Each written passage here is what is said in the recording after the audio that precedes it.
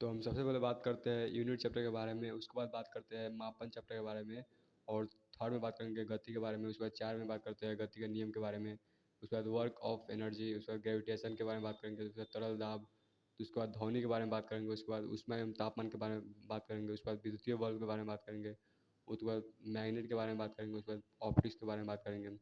तो इस वीडियो में हम लोग फिजिक्स के ऑल चैप्टर के बारे में बात करते हैं। तो चलिए शुरुआत करते हैं। सबसे पहले हम भौतिकी शब्द मतलब ग्रीक भाषा से लिया गया है, और ये ग्रीक भाषा से जो फिजिक्स शब्द होता है, और ये प्रकृति में भी उपयोग होता है। भौतिकी प्रकृति और प्राकृतिक घटनाओं का अध्ययन करता है। भौतिकी की समझ के लिए राशियों का होना अति आवश्यक होता है। और अब हम लोग इनकी राशियों को देखते हैं। तो दूरी का राशि लंबाई होता है, और इसका संख्यात्मक मान 200 होता है, और इसका मात्रक होता है मीटर होता है। उसके बाद चीनी का द्रव्यमान 5 होता है, और इसका मात्रक किलोग्राम होता है। समय का टाइम होता है, उसके बाद इसका मात्रक सेकंड होता है। तो राशियों की समझ के लिए मात्राओं की समझ होना अति आवश्यक होता है। और ये परीक्षा की दृष्टि से काफ़ी इंपॉर्टेंट है, और ये हर एग्जाम में पूछा जाता है, इसे क्वेश्चन हर एग्जाम में बनता है। उसके बाद मात्राओं की प्रणाली के बारे में बात करते हैं। तो सबसे पहले इनकी सीजीएस मात्रा होता है। उसके बाद जैसे लंबाई का मीटर, सेंटीमीटर, फुट होता है। द्रव्यमान का किलोग्राम, ग्राम, पाउंड होता है। उसके बाद समय का सेकंड, सेकंड और सेकंड होता है। उसके बाद हम लोग ये काफ़ी सारे एग्जाम में पूछा जाता है, और इसे सभी एग्जाम में क्वेश्चन बनते हैं। अब हम लोग बात करते हैं अंतर्राष्ट्रीय पद्धति के बारे में। तो अंतर्राष्ट्रीय पद्धति का प्रकाशन सबसे पहले 1960 ईस्वी में दिया गया था, और इसको लागू किया गया था 1971 ईस्वी में। जैसे ये क्वेश्चन है, एएसआई कब लागू की गई थी, तो 1960 ईस्वी में लागू की गई थी। उसके बाद 1971 में मापतोल के महासम्मेलन द्वारा विकसित किया गया था। मूल मात्रक, वह मात्रक जिन्हें व्यक्त करने के लिए किसी और की आवश्यकता होती है, उन्हें मूल मात्रक कहते हैं। इनकी संख्या 7 होती है। जैसे राशि या मात्रक, जैसे लंबाई का मात्रक क्या होता है, तो मीटर, द्रव्यमान का किलोग्राम, समय का सेकंड, विद्युत धारा का एम्पियर, तापमान का केल्विन, पदार्थ की मात्रा का मोल, उसका ज्योतिर्त्व का कैंडेला। व्युत्पन्न मात्रक, ऐसे मात्रक जो मूल मात्रकों की सहायता से उत्पन्न होता है, उसे हम व्युत्पन्न मात्रक कहते हैं। इसकी इसकी अनंत होती है। जैसे चाल बराबर दूरी बटा समय मात्रक होता है इसका मीटर बटा सेकंड। संपूरक मात्रक, संपूरक मात्रक जैसे कोण रेडियन होता है, और घन गुण का स्टेरेडियन होता है। अब हम लोग क्वेश्चन के बारे में बात करते हैं। जैसे अंतर्राष्ट्रीय पद्धति में कितने मूल मात्रक होते हैं, तो 7 मूल मात्रक होते हैं।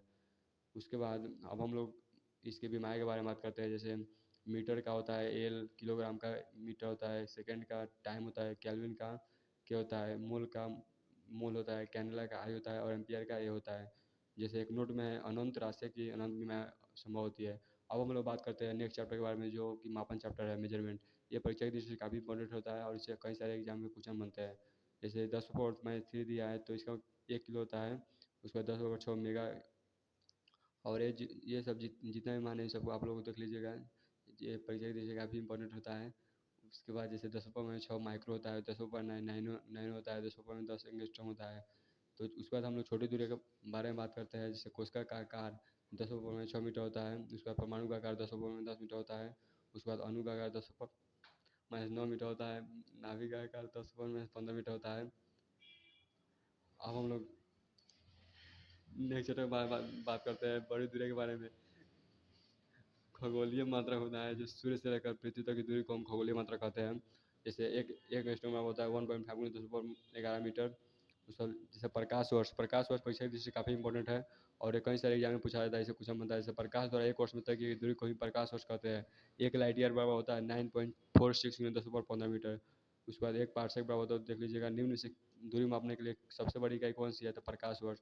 और ये परीक्षा की दृष्टि से काफ़ी इंपॉर्टेंट है, और इससे कई सारे एग्जाम में क्वेश्चन बनते हैं। जैसे दूरी मापने की इकाई क्या है, जैसे प्रकाश वर्ष किसकी इकाई होती है, तो दूरी की। अब हम लोग बात करेंगे मापन यंत्र के बारे में। तो ओडोमीटर, वाहन द्वारा तय की दूरी को मापने में हम ओडोमीटर का प्रयोग करते हैं। उसके बाद अल्टीमीटर, तो ऊंचाई मापने के लिए हम लोग अल्टीमीटर का उपयोग करते हैं। लैक्टोमीटर, तो दूध की शुद्धता मापने के लिए लैक्टोमीटर का उपयोग करते हैं। हाइड्रोमीटर, तरल पदार्थों का सापेक्षिक घनत्व मापने के लिए बैरोमीटर, वायुमंडलीय दाब को मापने के लिए हम बैरोमीटर का प्रयोग करते हैं। अब हम लोग बात करते हैं सेंटीसेंट, ग्रहों की ऊंचाई जानने तो हम सेंटीसेंट का प्रयोग करते हैं। उसके बाद थर्मामीटर, ताप मापने के लिए हम लोग थर्मामीटर का प्रयोग करते हैं। मैनोमीटर, गैसों का ताप मापने के लिए हम लोग मैनोमीटर का प्रयोग करते हैं। उसका गैलोनीमीटर, विद्युतीय धारा की उपस्थिति में हम लोग गैलोनीमीटर का प्रयोग करते हैं। उसके बाद आमीटर, विद्युत धारा की मापने के लिए हम आमीटर का प्रयोग करते हैं। वोल्टमीटर, विद्युत का अंतर मापने के लिए वोल्टमीटर का प्रयोग करते हैं। उसका सिस्मोग्राफ, जो काफ़ी इंपॉर्टेंट होता है परीक्षा दृष्टि से, भूकंप की तीव्रता मापने के लिए हम लोग सिस्मोग्राफ का उपयोग करते हैं।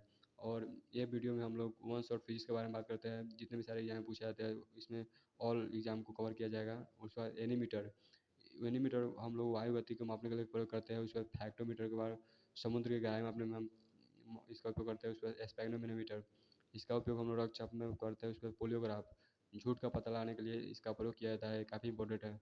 वोल्ट मीटर तापमान में परिवर्तन करने के लिए वोल्ट मीटर का उपयोग करते हैं। उसके बाद टैकोमीटर आरपीएम को इसी करने के लिए टैकोमीटर का उपयोग करते हैं। अब हम लोग बात करते हैं क्रोनोमीटर के बारे में। तो ठीक ठीक समय जानने हेतु जहाज में लगाई जाने वाली एक घड़ी होती है, जिसे पनडुब्बी में समुद्र तल के ऊपर की वस्तुओं को देखने के लिए इसका प्रयोग किया जाता है। जैसे समय की मूल इकाई क्या है, तो समय की मूल इकाई होता है सेकेंड। उसके बाद दूसरा क्वेश्चन है, निम्नलिखित में से किस उपकरण का उपयोग वाहन द्वारा तय की दूरी को मापने में किया जाता है, तो ओडोमीटर।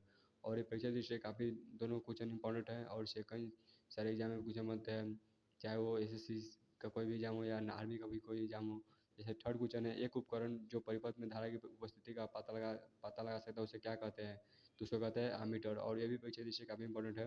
अब हम लोग नेक्स्ट बात करते हैं चौथे क्वेश्चन के बारे में, जो दिया गया है, निम्नलिखित में से किस उपकरण का उपयोग हवा या गैस की आर्द्रता को मापने के लिए किया जाता है, तो आर्द्र मापी। और ये भी परीक्षा दृष्टि से काफ़ी इंपॉर्टेंट है। परिपथ में विद्युत धारा को डैश द्वारा मापा जाता है, तो किसके द्वारा, तो एमीटर के द्वारा। भूकंप के दौरान कंपन को मापने के लिए किस यंत्र का प्रयोग किया जाता है, तो सिस्मोग्राफ। ये काफ़ी इंपॉर्टेंट है परीक्षा दृष्टि से।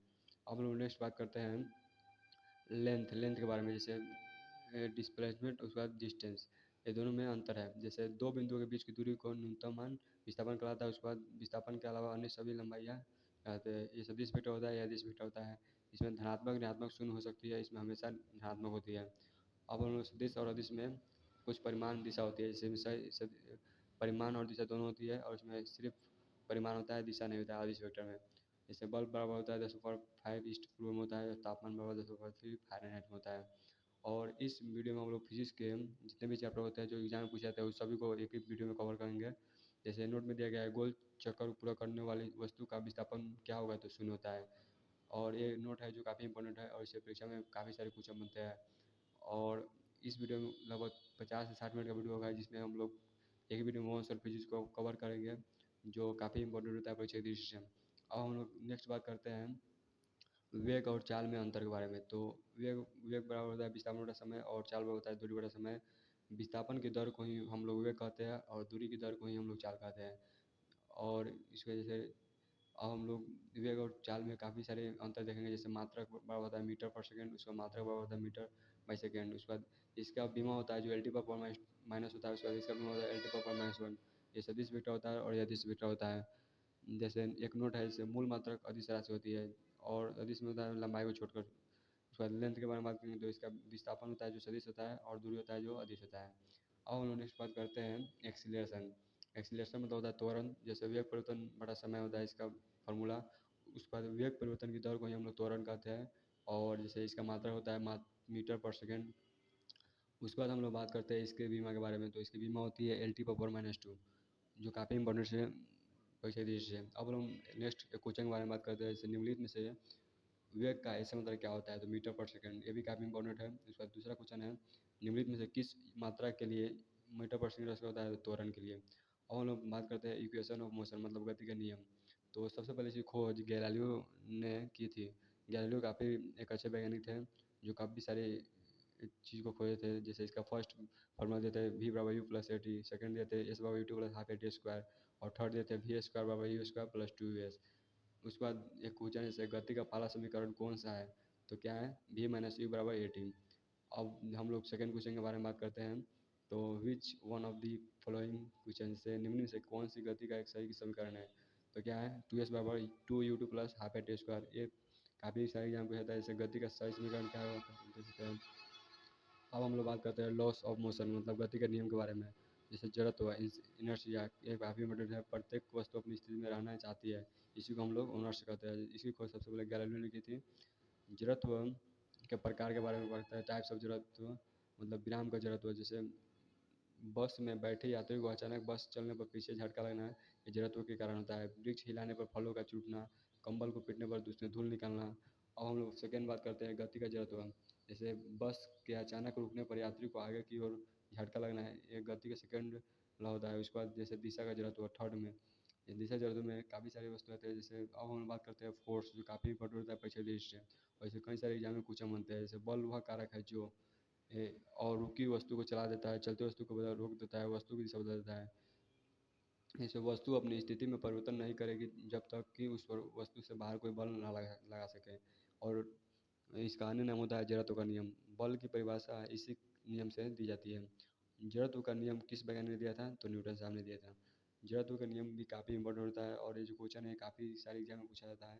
उसके बाद एक क्वेश्चन है, जड़त्व की खोज किसने की थी? तो जड़त्व की खोज आप लोग बताया तो किसने की थी? तो गैलीलियो ने की थी। उसका गति का दूसरा नियम, सेकंड लॉ ऑफ इनर्शिया, जैसे बल, द्रव्यमान तथा त्वरण का गुणनफल होता है। बल बराबर होता है द्रव्यमान गुणन त्वरण। उसके बाद फोर्स बराबर होता है एम गुने ए। गति का दूसरा नियम क्या है? तो ए बराबर एम है। गति के किस नियम से बल का सूत्र मिलता है? तो सेकंड नियम से। उसके बाद बल का मात्रा क्या होता है? तो न्यूटन होता है। उसके बाद ए सदिश वेक्टर होता है और एक न्यूटन बराबर क्या होता है? 10⁵ डाइन होता है।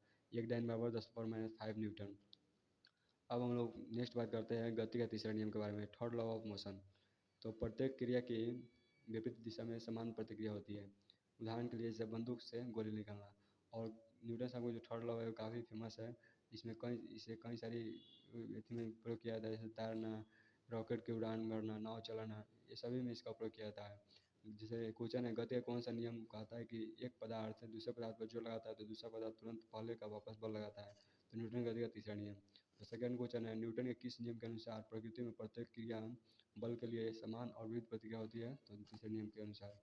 अब हम लोग नेक्स्ट बात करते हैं मोमेंटम के बारे में, मतलब संवेग। तो द्रव्यमान तथा वेग के गुणनफल संवेग कहलाता है। संवेग बराबर होता है द्रव्यमान गुणे वेग और पी बराबर होता है एम भी। सदिश वेक्टर होता है, उसका इसका मात्रा होता है केजी मीटर सेकंड पर पावर -1। अब हम लोग बात करते हैं आवेग के बारे में। तो थोड़े समय के लिए लगा बल ही आवेग कहलाता है और आवेग बराबर होता है बल गुने समय और इसका फॉर्मूला होता है I/F_T। मात्रा होता है संवेग के जैसा ही और ये सदिश वेक्टर होता है। अब हम बात करते हैं वर्क के बारे में, जो काफ़ी इंपॉर्टेंट होता है परीक्षा दृष्टि से। कार्य बराबर होता है बल गुने विस्थापन और इसको इंग्लिश में बोलते हैं WFS। बल तथा विस्थापन के गुणनफल को ही हम लोग कार्य कहते हैं। और कार्य से काफ़ी सारे एग्जाम में क्वेश्चन पूछे जाते हैं। जैसे इसका मात्रा होता है न्यूटन पर मीटर, उसका CGS मात्रा में होता है अर्ग और 1 जूल बराबर होता है 10⁻7 अर्ग। कार्य एक अदिश राशि होता है। निम्न से कौन सी राशि सही है? वही क्वेश्चन है, इसको हम लोग अब देखते हैं। तो W/Fs। और ये फीस को हम लोग वन शॉट वीडियो में कवर करेंगे। अब हम बात करते हैं एनर्जी के बारे में। तो कार्य करने की क्षमता को ही हम लोग एनर्जी कहते हैं और इस ऊर्जा का मात्रक कार्य के जैसा ही होता है, जैसे न्यूटन पर मीटर होता है और इसका SI जूल होता है और CGS में वर्क होता है। अब हम बात करते हैं टाइप्स ऑफ एनर्जी। तो सबसे पहले गतिज ऊर्जा के बारे में बात करते हैं, काइनेटिक एनर्जी। तो गति के कारण ऊर्जा गतिज ऊर्जा कहलाती है और इसका द्रव्यमान बराबर होता है KC बराबर 1/2 mc²। और जैसे क्वेश्चन है, कौन गतिज ऊर्जा का सूत्र है? तो एक 1/2 mv² एक गतिज ऊर्जा का सूत्र है। जैसे उदाहरण के लिए चलते हुए बस की ऊर्जा, उसका पेड़ से गिरता नारियल, दौड़ती लड़की, बहता पानी, ये सभी गतिज ऊर्जा के उदाहरण हैं। इसे आप लोग आसानी से समझ सकते हैं। अब हम लोग नेक्स्ट बात करते हैं स्थितिक ऊर्जा के बारे में, पोटेंशियल एनर्जी। स्थिति के कारण ऊर्जा होती है जो स्थिति ऊर्जा कहलाती है। जैसे खींची हुई स्प्रिंग, खींची हुई गुलैल, कमान से तीर, उसके बाद और ये वीडियो उसके बाद ज़मीन से ऊपर का होना, बांध में संचित पानी, पेड़ पर लटका नारियल। और इन लोग सूत्र के बारे में बात करते थे, P/mgh होता है।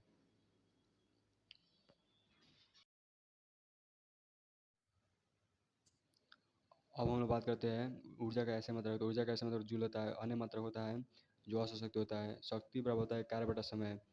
उसके बाद हम लोग बात करते हैं जैसे P बराबर होता है W/T। और ये इस वीडियो में हम लोग फिजिक्स के वन शॉट वीडियो पढ़ेंगे जिसमें काफ़ी सारे चैप्टर को हम लोग एक वीडियो में कवर करेंगे। और इसे कार्य की दर को शक्ति कहते हैं और इसका मात्रा होता है जूल पर सेकेंड।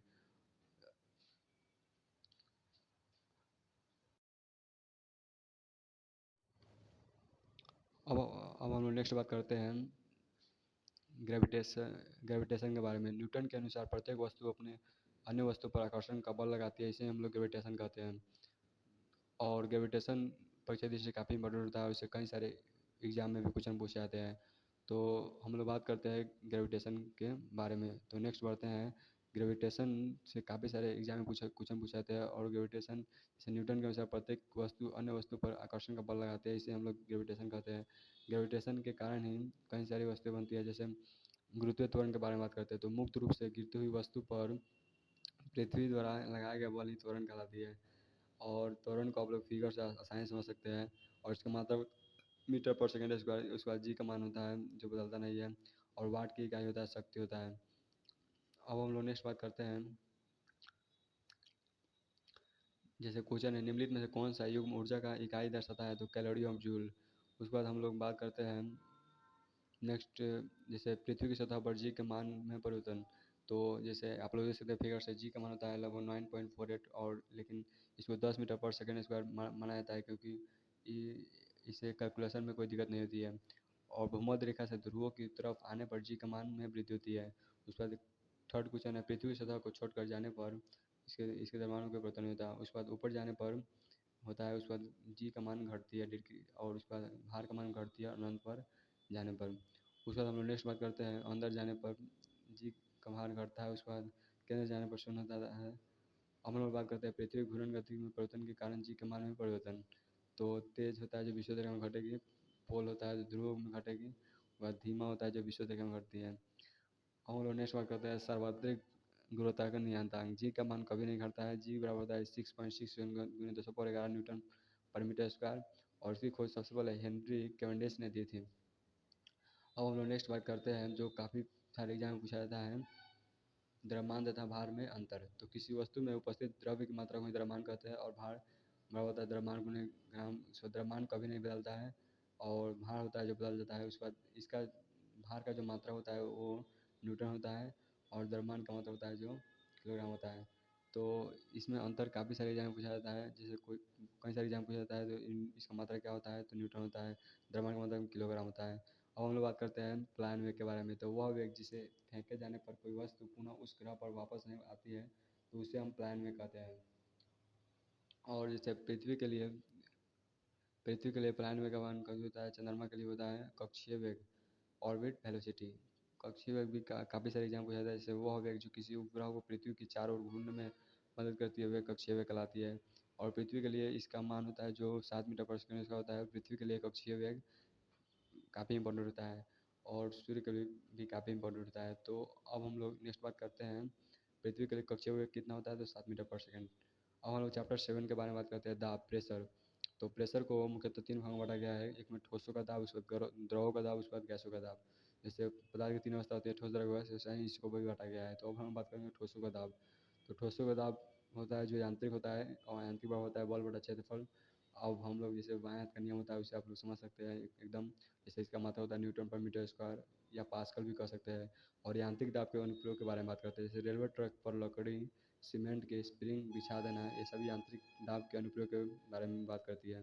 उधर कील का नुकीला होना, चाकू के धार का पतला होना, या सूटकेस के हथौड़े चौड़े बनाए जाते हैं, ये सभी इन्हीं के अनुप्रयोग है। अब हम लोग नेक्स्ट बात करते हैं दाब का सही सूत्र क्या होता है, तो न्यूटन पर मीटर स्क्वायर। उसके बाद हम लोग नेक्स्ट बात करते हैं घनत्व के बारे में, डेंसिटी। तो घनत्व बराबर होता है द्रव्यमान बटा आयतन, और द्रव्यमान तथा आयतन के अनुपात को ही हम लोग घनत्व कहते हैं। और ये परीक्षा दृष्टि से काफ़ी इंपॉर्टेंट होता है, और इसका मात्रा होता है जो केजी मीटर पर क्यूब होता है। और घनत्व से काफ़ी सारे एग्जाम पूछ जाते हैं, चाहे वो एसएससी हो, रेलवे हो, बैंक हो, या फिर आर्मी का ऑल्टर हो, ये सभी से इसे क्वेश्चन बनते हैं। ये यदि वेक्टर होता है। उसके बाद बात करते हैं हम लोग द्रव का दाब, प्रेशर ऑफ लिक्विड। तो दाब बराबर होता है, इसका फॉर्मूला डी गुना जी होता है, और इस जैसे घनत्व गुना गहराई गुना गुरुत्व त्वरण, ये इसका एक सूत्र होता है। और हम लोग नेक्स्ट बात करते हैं जो परीक्षा दृष्टि से काफ़ी इंपॉर्टेंट होता है, और इसे कई सारे एग्जाम में भी क्वेश्चन बनते हैं। तो इस वीडियो में हम लोग ऑल फिजिक्स को कवर करेंगे। तो द्रव का दाब पास क्षेत्रफल पर निर्भर नहीं करता है, उसको गहराई बढ़ने पर द्रव का दाब बढ़ता है। जैसे यहाँ पर देख सकते हैं गहराई बढ़ने पर जी का मान गुरुत्व त्वरण स्टेशन घटती है। उसके बाद हम लोग बात करते हैं पास्कल लॉ यानी पास्कल का नियम। तो द्रव द्वारा वस्तु पर प्रत्येक दिशा में समान दाब लगाया जाता है, इसी को हम लोग पास्कल का नियम कहते हैं। और इनके कुछ अनुप्रयोग है, जैसे द्रव चालित लिफ्ट होता है, उसके बाद द्रव चालित ब्रेक होता है। अब हम लोग बात करते हैं उत्प्लावन बल के बारे में। उत्प्लावन बल से काफ़ी सारे एग्जाम में क्वेश्चन बनते हैं, जैसे जब किसी वस्तु को द्रव में डुबोया जाता है तो द्रव द्वारा उस पर ऊपर की ओर लगने वाला बल ही उत्प्लावन बल कहलाता है। जैसे उत्प्लावन बल को आप फिगर से एकदम से समझ सकते हैं। जैसे उत्प्लावन बल हटाए गए द्रव के भार के बराबर होता है, और इसे आर्किमिडीज का सिद्धांत भी कहते हैं। ये काफ़ी इंपॉर्टेंट है, जो आर्किमिडीज का सिद्धांत है काफ़ी इंपॉर्टेंट है। जैसे जहाज क्यों नहीं डूबता है, तो उत्प्लावन बल के कारण ही नहीं डूबता है। जहाज द्वारा हटाए गए पानी का भार जहाज के भार पर निर्भर करता है। लोहे की कील डूब जाती है क्यों, उत्प्लावन बल के कारण। उसका कील के द्वारा हटाए गए द्रव का भार जैसे वो कील के भार के बराबर होता है। अब हम लोग बात करते हैं सरफेस टेंशन के बारे में। सरफेस टेंशन भी काफ़ी सारे एग्जाम में पूछा जाता है, और इससे काफ़ी सारे क्वेश्चन भी बनते हैं, जैसे पृष्ठ तनाव। पृष्ठ तनाव होता है बल बटा लंबाई, और इसे फिगर से आप लोग समझ सकते हैं। जैसे द्रव की लंबाई पर लगने वाला बल ही पृष्ठ तनाव कहलाता है। पृष्ठ तनाव का एक छोटा सा मात्रा होता है जो टी से इसे डिनोट करते हैं, और इसे कई सारे एग्जाम में पूछा जाता है। जैसे इसका मात्रा होता है न्यूटन पर मीटर, और ये एक दिस वेक्टर होता है। अब हम लोग बात करते हैं नेक्स्ट। एक नोट दिए हैं, द्रव में चिकनाई मिलाने से पृष्ठ तनाव का मान घटता है। उसके बाद दूसरा क्वेश्चन है, द्रव को गर्म करने से पृष्ठ तनाव घटता है। और तीसरा क्वेश्चन है, वर्षा की बूंद गोल आकार क्यों होती है? क्योंकि पृष्ठ तनाव के कारण। और पृष्ठ तनाव का प्रयोग काफ़ी सारे किस्म में किया जाता है। जैसे वर्षा की बूंद गोल आकार की क्यों होती है? तो पृष्ठ तनाव के कारण। और लोग नेक्स्ट क्वेश्चन के बारे में बात करते हैं, जो काफ़ी इंपॉर्टेंट है, निम्नलिखित में से किस तरल का पृष्ठ तनाव सबसे अधिक होता है? तो जल का। जैसे अब हम बात करते हैं बरनौली का प्रमेय। तो बरनौली का प्रमेय मुख्य रूप से काफ़ी सारे इसका नियम होता है, जैसे गतिज ऊर्जा प्लस विस्थापित ऊर्जा बराबर दाब ऊर्जा। तो बरनौली प्रमेय के अनुसार द्रव की कुल ऊर्जा हमेशा संरक्षित रहती है। अब हम लोग बात करते हैं गैसों का दाब। तो गैसों का दाब हवा का दाब और वायुमंडलीय दाब के बराबर होता है। जैसे एक वायुमंडलीय दाब होता है 1.01 × 10⁵ न्यूटन पर मीटर स्क्वायर, और बराबर होता है वायुमंडलीय दाब का मात्रक। ऊंचाई बढ़ने पर दाब का मान घटता है। अब हम लोग नेक्स्ट बात करते हैं, जो काफ़ी सारे एग्जाम पूछा जाता है इसे, पहाड़ों पर खाना देर से पकता है क्यों? तो आप लोग इसे देख सकते हैं, एकदम से समझ सकते हैं। जब प्रेशर कुकर में खाना जल्दी क्यों पक जाता है? तो सब इन्हीं कारण है। जैसे दाब जो होता है, जो इसका दाब काफ़ी बढ़ जाता है, क्वथनांक भी काफ़ी बढ़ जाता है। और हम लोग बात करते हैं जल का सामान्य प्रसार। गर्म करने पर लिक्विड होता है सामान्य फैलती है और आयतन बढ़ता है। और जो जल होता है जो 0 डिग्री पर होता है। और हम बात करते हैं जल घनत्व के बारे में। तो जल घनत्व पर काफ़ी अधिकतम होता है। जल में डूबी बर्फ के पिघलने पर जल का स्तर परिवर्तित रहेगा। और हम लोग नेक्स्ट बात करते हैं, जो काफ़ी सारे एग्जाम पूछा जाता है, और इसे काफ़ी सारे एग्जाम पूछा बनते हैं तरंग के बारे में। तरंग एक विक्षोभ है, और तरंग में ऊर्जा एवं दाब होते हैं। तरंग के पास होता है तो ऊर्जा। और हम बात करते हैं टाइप्स ऑफ वेव, मतलब तरंग के प्रकार। तो चलने के लिए माध्यम की आवश्यकता के आधार पर तरंग के कई सारे प्रकार होते हैं। जैसे आवश्यकता होता है, आवश्यकता होता है। तो हम लोग नेक्स्ट बात करते हैं, इसके कुछ रूल होते हैं, उसके बारे में बात करते हैं। तो चलिए बात करते हैं इसके नेक्स्ट टॉपिक के बारे में। तो ध्वनि तरंग डोरी में उत्पन्न तरंग होती है, और अयांत्रिक तरंग संख्या में उत्पन्न तरंग होती है। और हम लोग इसे कुछ नियम और कानून को पढ़ेंगे। तो चलिए नेक्स्ट बात करते हैं। जैसे इसको कई सारे टाइप्स होते हैं, जैसे रेडियो तरंगे, सूक्ष्म तरंगे, अवरक्त तरंगे, दृश्य तरंगे, परावैंगिक तरंगे, एक्स किरणें, गामा किरणें। जैसे क्वेश्चन है, निम्न से कौन यांत्रिक तरंगे है? तो ध्वनि तरंग यांत्रिक तरंग होती है। उसका चलने के तरीके के आधार पर यांत्रिक तरंगों को कई सारे नियम और में बांटा गया है। जैसे इसका हम लोग फिगर समझ सकते हैं, अनुप्रस्थ तरंगे और अनुदैर्ध्य तरंगे। अनुप्रस्थ तरंग होती है जो यांत्रिक तरंग होती है। जैसे क्वेश्चन है, ध्वनि तरंग होता है तो अनुदैर्ध्य और यांत्रिक दोनों होता है। उसके बाद नेक्स्ट क्वेश्चन है, अनुप्रस्थ तरंग नहीं है तो ध्वनि तरंग है। उसके बाद थर्ड क्वेश्चन है, निर्वात। जहाँ कोई माध्यम ठोस द्रव गैस में ना होता है वहाँ निर्वात होता है। जैसे निर्वात में कौन चल सकती है? तो रेडियो, सूक्ष्म और अवरक्त तीनों चल सकती है निर्वात में, और ध्वनि होता है जो नहीं चल सकती है। अब हम लोग नेक्स्ट बात करते हैं सेकंड क्वेश्चन के बारे में, जो काफ़ी इम्पोर्टेंट होता है। जैसे ध्वनि किस में नहीं चल सकती है? तो वैक्यूम में नहीं चल सकती है। और हम बात करते हैं साउंड। तो ध्वनि एक यांत्रिक अनुदैर्ध्य तरंग होती है। ध्वनि उत्पादन का कारण कंपन होता है। उसके बाद आवृत्ति फ्रिक्वेंसी के बारे में बात करते हैं। तो एक सेकंड में लिए गए चक्रों और कंपनों की संख्या ही आवृत्ति कहलाती है। एक यूनिट बराबर होता है 10⁵ हर्ट्ज। ध्वनि की आवृत्ति, जैसे अश्रव्य, श्रव्य और प्रश्रव्य, इसे 3 भागों में डिवाइड किया गया है। जैसे 20 हर्ट्ज से कम को हम लोग अपश्रव्य में गिनते हैं। जैसे इसमें इंसान नहीं सुन सकता है, इसमें इंसान सुन सकता है इसे, और प्रश्रव्य में इंसान नहीं सुन सकता है। जैसे गेंडा, हाथी, विस्फोट, ये सभी इन्हीं कारण होता है। नोट में जैसे साउंड नेविगेशन एंड फिजिक्सिंग, ये सभी इसी के बारे होता है। जैसे जलयानों में रास्तों का पता लगाने के लिए प्रसव तरंग का उपयोग किया जाता है। समुद्र की गहराई पता लगाने के लिए फायदोमीटर का उपयोग किया जाता है। और प्रसव तरंग का उपयोग कई सारे सामान में किया जाता है। और बात करते हैं अल्ट्रावेड। ऐसी ध्वनि जिसकी आवृत्ति प्रसरब होती है उसे हम लोग अल्ट्रासाउंड कहते हैं। इसका उपयोग मेडिकल में किया जाता है। इसके बाद मशीन के पुर्जों को साफ करने में किया जाता है। और बात करते हैं स्पीड ऑफ साउंड, यानी कि ध्वनि की चाल। तो ठोस, द्रव और गैस में बदलना ही ध्वनि की चाल कहलाती है। ध्वनि की चाल सबसे अधिक होती है तो किस में? तो इस्पात में। और जल, लोहा और ऑक्सीजन में नहीं होती है। तो हम लोग नेक्स्ट बात करते हैं, ध्वनि की चाल सबसे अधिक किस में होती है? तो द्रव में। उसके बाद द्रव और गैस यानी जल में होता है 1498 मीटर पर सेकंड, समुद्री पानी में 1531 मीटर पर सेकंड, और गैस में होता है जो कि हवा में होता है। अब हम लोग बात करते हैं नेक्स्ट, ध्वनि चाल सबसे ज़्यादा किस में होता है? तो ठोस में होता है। सर गैसों में ध्वनि की चाल सबसे अधिक किस में होता है?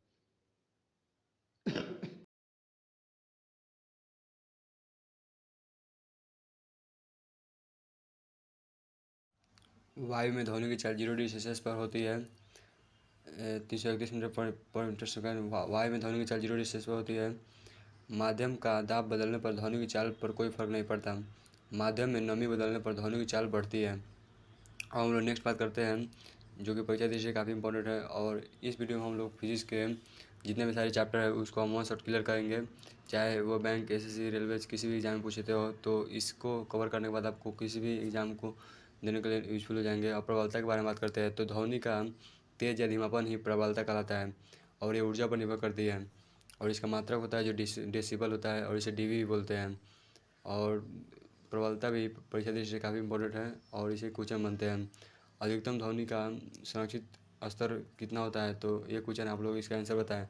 अधिकतम ध्वनि का संरक्षित स्तर कितना होता है? तो 80 डेसिबल होता है। अब हम लोग नेक्स्ट बात करते हैं तरातु के बारे में, पिच।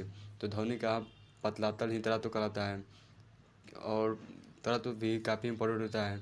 और साथ ही साथ जितने भी सारे लोग इस वीडियो को देख रहे हैं, आप लोग चैनल को सब्सक्राइब कीजिए और शेयर कीजिए। और आप लोग बताइए कि अगला जो किस सब्जेक्ट का हम कौन सा वीडियो लेकर आए, तो आप लोग कमेंट कीजिए। हम लोग नेक्स्ट बात करते हैं गुणवत्ता के बारे में। तो इसी गुण के कारण दो वाद्यंत्रों की ध्वनि में अंतर किया जाता है, और गुणवत्ता भी काफ़ी अच्छा टॉपिक है। हम लोग नेक्स्ट बात करते हैं गूंज के बारे में। तो ध्वनि का प्रवर्तन ही गूंज कहलाता है, और गूंज भी अच्छा टॉपिक है, और इसका उपयोग भी बहुत सारे ईंधन में के सामान में भी किया जाता है। हम लोग नेक्स्ट बात करते हैं गूंज सुनने के लिए भी न्यूनतम दूरी होती है। दो गूंजों को स्पष्ट सुनने के लिए समय का अंतर होना चाहिए 0.1 सेकेंड या 1/10 सेकेंड। अब हम लोग नेक्स्ट बात करते हैं जो कि परीक्षा दृष्टि से काफ़ी इंपॉर्टेंट टॉपिक है। तो आप लोग चैनल को सब्सक्राइब कीजिए और ऐसे वीडियो के लिए चैनल को फॉलो कीजिए। इस पर एजुकेशन रिलेटेड ही वीडियो आती रहेगी हमेशा। और हम लोग नेक्स्ट बात करते हैं जो कि परीक्षा दृष्टि से काफ़ी इंपॉर्टेंट है, हीट, ऊष्मा। तो अणुओं को दी गई गतिज ऊर्जा ही ऊष्मा कहलाती है। इसका तापमान ऊष्मा के तापमान के बराबर होता है, और इसका मात्रक होता है जो केल्विन होता है, फ़ारेनहाइट में होता है और सेल्सियस में होता है। अब हम लोग बात करते हैं परम शून्य ताप, जो कि 273 डिग्री सेल्सियस पर होता है। वह ताप जिस पर अणुओं की गतिज ऊर्जा शून्य हो जाती है उसे हम परम शून्य ताप कहते हैं। दुनिया में न्यूनतम ताप होता है C/5 बराबर 1-32/9, या K-273/9। हम लोग नेट बात करते हैं हीट मतलब ऊष्मा के बारे में। तो ऊष्मा का मात्रा होता है जूल होता है, और इसका अन्य जो मात्रा होता है उसका कैलोरी कहते हैं। एक कैलोरी बराबर होता है 4.18 जूल या 4.2 जूल। अब हम बात करते हैं टाइप्स ऑफ हीट, ऊष्मा के प्रकार।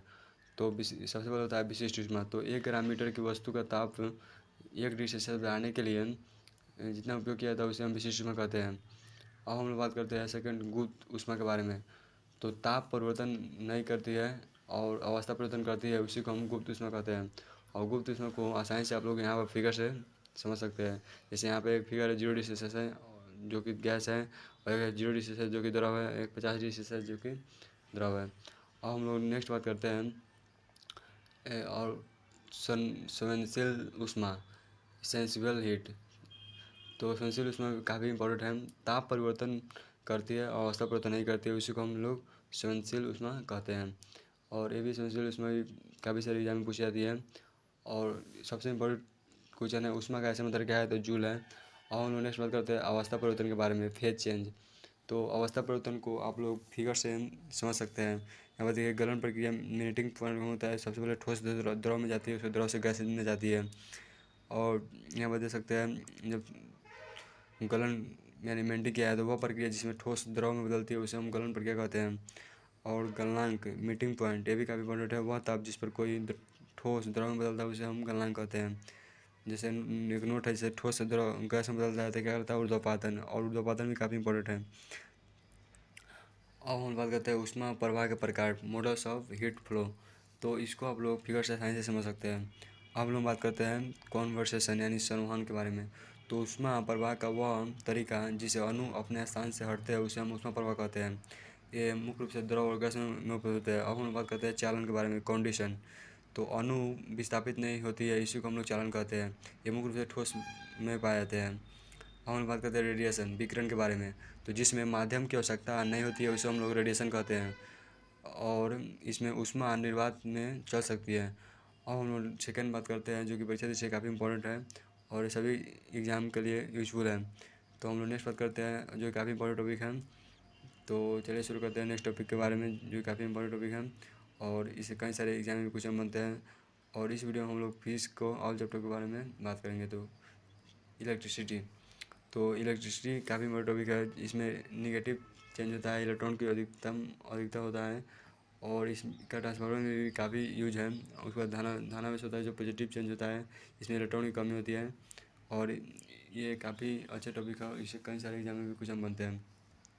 अब हम लोग नेक्स्ट बात करते हैं जो कि परीक्षा दृष्टि से काफ़ी इंपॉर्टेंट है और इसे क्वेश्चन भी बनते हैं। तो इलेक्ट्रिसिटी एक ऐसा चैप्टर है जिसे काफ़ी सारे एग्जाम पूछता है, लेकिन इससे थोड़ा हार्ड टॉपिक है और इसका सबसे पहले खोज बेंजामिन फ्रैंकलिन ने किया था। अब हम लोग नेक्स्ट बात करते हैं जो कि काफ़ी इंपॉर्टेंट है परीक्षा दृष्टि से, विद्युत धारा यानी इलेक्ट्रिक करंट। तो आवेश का मात्रक होता है कूलम होता है और एक इलेक्ट्रॉन पावर कितना होता है तो 1.6 × 10⁻90 कूलम। ये दोनों क्वेश्चन बहुत इंपॉर्टेंट है, इसको आप लोग देख लीजिएगा। अब हम लोग बात करते हैं नेक्स्ट टॉपिक इलेक्ट्रिक करंट के बारे में। तो आवेश के प्रवाह की दर को ही हम लोग विद्युत धारा कहते हैं और विद्युत धारा का जो फार्मूला होता है वो होता है आवेश बटा समय, I/Q/T। और यहाँ पर आप लोग फिगर समझ सकते हैं, देखो जैसे कुछ चालक है एक सुचालक है और हम लोग जिसका इसका मात्रा क्या होता है कूलम होता है, ये एक अदिश राशि होता है। अब हम बात करते हैं सुचालक क्या है। तो ऐसे पदार्थ जिनसे इलेक्ट्रॉन स्वतंत्र रूप से गमन करते हैं उसे हम सुचालक कहते हैं, यानी कि जिससे बिजली आर पार हो सके। अब हम लोग बात करते हैं कुचालक के बारे में। तो ऐसे पदार्थ जिनसे इलेक्ट्रॉन स्वतंत्र रूप से गमन नहीं करते हैं उसे हम कुचालक कहते हैं, यानी ऐसे कोई पदार्थ जिससे बिजली मतलब आर पार नहीं कर सके, जैसे लकड़ी, मोम, प्लास्टिक, ये सभी कुचालक के उदाहरण है। अब हम बात करते हैं विद्युत विभव यानी इलेक्ट्रिक पोटेंशियल। इलेक्ट्रिक पोटेंशियल भी काफ़ी ऐसा टॉपिक है जिसे किसी आवेश को एक बिंदु से दूसरे बिंदु तक ले जाने में किया गया कार्य ही विद्युत विभव कहलाता है। और विद्युत विभव भी परीक्षा से काफ़ी इंपॉर्टेंट है, इससे क्वेश्चन बनते हैं एक दो। तो अब हम नेक्स्ट बात करते हैं वैद्युत विभव का फॉर्मूला है कार्य बटा आवेश और इसका मात्रा होता है जूल, ये काफ़ी इंपॉर्टेंट है। अब हम बात करते हैं वैद्युत प्रतिरोध इलेक्ट्रिक रेजिस्टेंस। तो धारा के मार्ग में रुकावट को ही हम लोग प्रतिरोध कहते हैं और इसका मात्रा होता है जो ओम होता है। इसका प्रतिरोध का मात्रा ओम होता है, ये काफ़ी इंपॉर्टेंट है वैसे से। और सबसे पहले खोज जॉन साइमंस कमीशन ने की थी जो कि जर्मनी के वैज्ञानिक थे। अब हम बात करते हैं ओम का नियम, ओम्स लॉ। तो वैद्युत विभव और वैद्युत धारा के प्रतिरोध को ओम्स का नियम कहते हैं। और ओम्स का नियम का एक अन्य भी डिफिनेशन है, जैसे वैद्युत विभव विद्युत धारा के सीधा अनुक्रमानुपाती होती है, जैसे V बराबर IR, जहाँ R क्या है नियतांक है। और हम बात करते हैं विद्युत धारा का मात्रक। तो विद्युत धारा का मात्रक क्या होता है एम्पियर होता है। और नेक्स्ट बात करते हैं विद्युत धारा का ऊष्मीय प्रभाव के बारे में। तो high heating effect of electric current, विद्युत धारा का उसमें प्रभाव भी काफ़ी बड़ा टॉपिक है। तो चालक का प्रतिरोध अधिक होने पर विद्युत धारा का ऊष्मा में बदल जाता है, इसी को हम लोग विद्युत धारा का प्रतिरोध कहते हैं। जैसे H बराबर क्या होता है I²/RT, जहाँ I क्या है जूल का तापन नियम है और I क्या है धारा है, R क्या है रेडिएशन मतलब प्रतिरोध है, T क्या है समय है और H क्या है ऊष्मा है। और जितने भी लोग इस वीडियो को देख रहे हैं आप लोग चैनल को सब्सक्राइब कर दीजिए और ऐसे वीडियो के लिए चैनल को फॉलो करिए। मैं हर चैप्टर का 1 शॉर्ट वीडियो लाता ही रहूँगा। उसके बाद बल्ब में गैस यानी अक्रिय गैस, जैसे यहाँ पर एक बल्ब है, बल्ब के ऊपरी हिस्सा को हम टंगस्टन कहते हैं और जो उसके नीचे वाला कोन होता है उसे विद्युत या उसमें ऊर्जा को कहते हैं। और प्रकाश इसमें हीटिंग पॉइंट से लाइटिंग पॉइंट दी जाती है। उसके बाद जूल के तापन नियम के अनुप्रयोग के बारे में करते हैं, application of joule law of heating point. तो सबसे पहले विद्युत बल्ब। तो विद्युत बल्ब का तार क्या होता है टंगस्टन का होता है। उसके बाद प्रतिरोध उच्च होता है, इसका गलनांक हाई होता है। उसके बाद विद्युत हीटर का तार क्या होता है नाइक्रोम होता है। उसके बाद प्रतिरोध क्या होता है उच्च होता है और इसका गलनांक भी उच्च होता है। और बात करते हैं इलेक्ट्रिक फ्यूज। तो तार कितना होता है कॉपर टिन शीशा, उसका प्रतिरोध उच्च होता है। अब लोग बात करते हैं मैग्नेट यानी चुंबकत्व के बारे में। तो चुंबकत्व को कई सारे प्रकार होते हैं, जैसे प्राकृतिक चुंबकत्व, कृत्रिम चुंबकत्व, विद्युत धारा का प्रभाव और चुंबक पृथ्वी एक चुंबक, यानी ये सब में अंतर है। तो आप लोग समझ सकते हैं प्राकृतिक चुंबक थेस पर चुंबक पत्थर में बदलता है, कृत्रिम चुंबक एल्युमिनियम निकल कोबाल्ट होता है। उसके बाद विद्युत धारा का प्रभाव ये ऑब्स्ट्रेट होता है। उसके बाद पृथ्वी एक चुंबक अर्थ मैग्नेट एक गिलबर्ट पुस्तक होता है। अब ये थ्योरी है भाई, इसको आप लोग थ्योरी को अच्छे से पढ़िएगा। ओस्टवर्ड ने बताया था कि किसी चालक में विद्युत धारा प्रवाहित करने से उस चालक में चुंबक का गुण बदल जाता है और धारा। और नेक्स्ट बताता है पृथ्वी चुंबक अर्थ मोमेंटम। सबसे गिलबर्ट ने दिया था। जैसे पूछा ने निम्न से कौन एक चुंबक नहीं है, तो कौन नहीं है, तो एल्युमिनियम भी है, निकिल भी है, फास्फोरस नहीं है। चलो अब नेक्स्ट बात करते हैं जनित्र और मोटर में अंतर। तो जनित्र से यांत्रिक ऊर्जा होती है, यंत्र से विद्युत ऊर्जा, उसके बाद मोटर से वैद्युत ऊर्जा से यांत्रिक ऊर्जा। अब हम बात करते हैं जनित्र व मोटर के भाग। कुछ भाग जैसे चुंबक मैग्नेट होता है, सॉफ्ट होता है, उसके बाद एसी करंट होता है। ये परीक्षा दृष्टि से उतना इम्पोर्टेंट नहीं है सब टॉपिक। उसके बाद हाँ ये परीक्षा दृष्टि से इम्पोर्टेंट है एसी और डीसी, इलेक्ट्रिक करंट है और डायरेक्ट्रिक करंट। ये काफ़ी इम्पोर्टेंट है, इसको पढ़ लीजिएगा। ये डीसी में होता है जो परिमाण नहीं बदलता है और दिशा नहीं बदलता है। उसके बाद इसमें दिशा मोटर और जनित्र, जैसे इसमें फ्लेमिंग हैंड रूल दिशा इसका होता है जो फ्लेमिंग के बाएं हाथ के नियम पर होता है, और इसका मोटर होता है जो फ्लेमिंग के दाएं हाथ के नियम पर होता है, और इसका जनित्र होता है जो राइट यानी कि फ्लेमिंग के दाएं हाथ के नियम पर होता है। अब हम लोग नेक्स्ट बात करते हैं ऑप्टिक्स के बारे में, प्रकाश के बारे में। तो प्रकाश एक अनुप्रस्थ तरंग होती है और आंतरिक तरंगे भी होती है। प्रकाश की चाल 3 × 10⁸ मीटर पर सेकंड होती है। यह प्रकाश निर्वात में यात्रा कर सकता है। अब हम बात करते हैं रिफ्लेक्शन के बारे में, यानी कि प्रवर्तन के बारे में। तो प्रकाश का टकरा कर लौटने की प्रक्रिया को हम लोग प्रकाश का प्रवर्तन करते हैं। प्रवर्तन दर्पण से होता है। अब हम बात करते हैं टाइप्स ऑफ मिरर, यानी कि दर्पण के प्रकार। तो दर्पण के 2 प्रकार होते हैं, समतल दर्पण, गोलीय दर्पण। तो समतल दर्पण के बारे में बात करते हैं। समतल दर्पण आपतित किरण इंसिडेंट रे, इंसिडेंट को आप लोग फिगर से आसानी से समझ सकते हैं। तो चलिए फिगर को शुरू करते हैं। तो यहाँ पर देखिए एक फिगर है जहाँ आई क्या है, आपतन कोण है, और आर क्या है, प्रवर्तन कोण है, एंगल ऑफ रिफ्लेक्शन। उसके बाद प्रवर्तन का नियम है। और ये सभी परीक्षाओं के लिए काफ़ी इंपॉर्टेंट है, और इसको देख लेने के बाद आपको एक भी क्वेश्चन नहीं छूटेगा। और बात करते हैं समतल दर्पण द्वारा बने प्रतिबिंब के गुण, properties of image forward by plane mirror. तो यहाँ पर देखिए एक ऑर्बिट है, और ऑर्बिट को आप समझ सकते हैं जहाँ आभासी, समान आकार, समान दूरी, पार्श्विक उल्टा है। और लोग नेक्स्ट बात करते हैं जो कि काफ़ी इंपॉर्टेंट है, स्फेरिकल मिरर यानी गोलीय दर्पण। तो गोलीय दर्पण को भी आप लोग फिगर समझ सकते हैं। यहाँ पर उत्तल से अपसारी जा रहा है, यहाँ पर अवतल से अपसारी जा रहा है, अभिसारी जा रहा है। तो आप लोग देख लीजिए। और हम लोग नेक्स्ट बात करते हैं उत्तल दर्पण और अवतल दर्पण में अंतर। तो ये काफ़ी इंपॉर्टेंट है, जिसमें अवतल दर्पण में क्या होता है, छोटा समान आकार और बड़ा, छोटा समान आकार बड़ा होता है। अवतल दर्पण हमेशा छोटा होता है। अवतल दर्पण सीधा उल्टा होता है, और उत्तल दर्पण हमेशा सीधा होता है। अवतल दर्पण आभासी और वास्तविक होता है, और इसमें हमेशा आभासी होता है। जैसे एक क्वेश्चन है, हमेशा आभासी प्रतिबिंब कौन बनाता है, तो कौन बनाता है, तो समतल दर्पण और अवतल दर्पण दोनों, समतल दर्पण उत्तल दर्पण दोनों। हम बात करते हैं अवतल दर्पण और उत्तल दर्पण के उपयोग। तो अवतल दर्पण का उपयोग वाहनों को हेडलाइट में किया जाता है, उसके बाद टॉर्च में भी किया जाता है अवतल दर्पण का उपयोग। और उत्तल दर्पण का उपयोग वाहन में पश्च भाग में किया जाता है।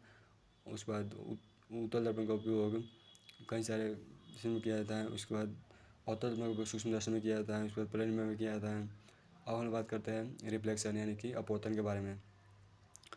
तो प्रकाश किरण का एक माध्यम से दूसरे माध्यम में जाने पर अपने रास्ते से विचलित होना ही प्रकाश का अपवर्तन कहलाता है।